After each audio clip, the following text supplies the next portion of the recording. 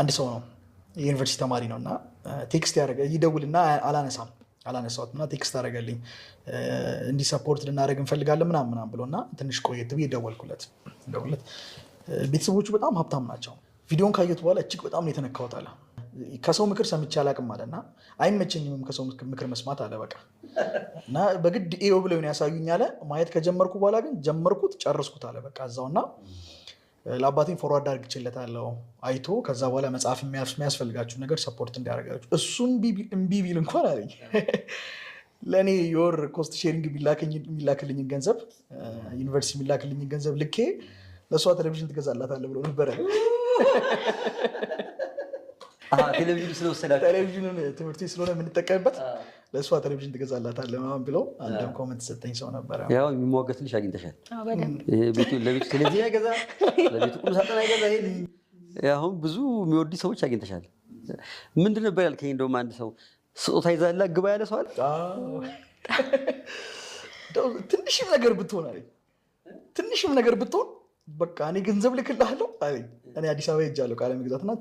ትንሽም ነገር ብትሆን እኔ ገንዘብ ልክልሃለሁ የሆነ ነገር ገዝተህላት ዛሬ ወደ ቤት ግባ በቃ ብዙ ሰዎች ሲያስጠነቁኝ የነበረው ነገር ምንድን ነበረ በጣም ነበር እንደ ማስጠንቀቂያ ነበር የሚነግሩኝ በቃ እንዳትጎዳ ምናምን ነገር እሷን በጣም ፕሮቴክት እንዳረጋት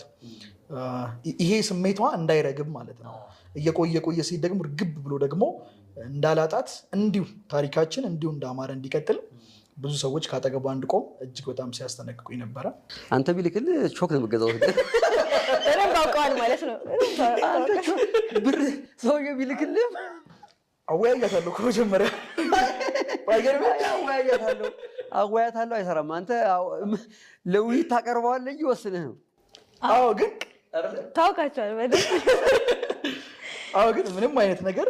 ድርጅቱ ውስጥ ከመግዛቴ በፊት ምንም አይነት ነገር ከማድረጌ በፊት ነው የምልህ አወያያታለሁ እና ምንም ነገር ከመግዛቴም በፊት ከማድረጌም በፊት አወያይቻት ነው ያው በእርግጥ እኔ ወስኜ ነው ሀሳቡን ማቀርበው መጀመሪያ አብሰለስለዋለሁ ወስንና አቀርበዋለሁ